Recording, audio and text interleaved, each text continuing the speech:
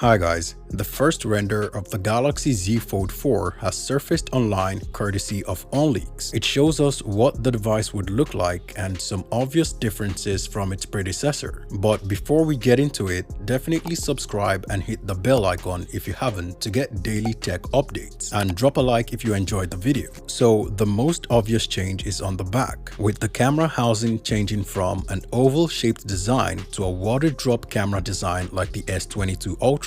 And unlike the Fold 3, this is going to use the same 108 megapixel sensor as the S22 Ultra. So we can expect some improvements in the camera quality of the Fold 4. Another difference is in the overall design. It's going to have sharp edges like the S22 Plus, which I think is a really bad idea for a foldable because it's going to make it look like a brick when folded. Anyway, the display on the front is going to be a little bit wider, moving closer to being a normal phone with a 23:9 aspect ratio, which is one of the things that puts Samsung's foldables behind the competition. The front display on other companies' foldable devices is more usable like a normal phone, while the one on previous Galaxy foldables has been too tall, and I'm glad Samsung is paying attention and improving it. The overall dimension has also changed a little bit because Samsung reduced the height and increased the width of the device. When compared to the overall dimension of the Z Fold 3, like in this picture from Ice Universe, we can see the difference in the dimensions, and this is what made it possible for Samsung to widen the front display. Speaking of which, the outer display is still gonna be the same 6.2-inch diagonal, and the inner display will be the same 7.6-inch like the Z Fold 3.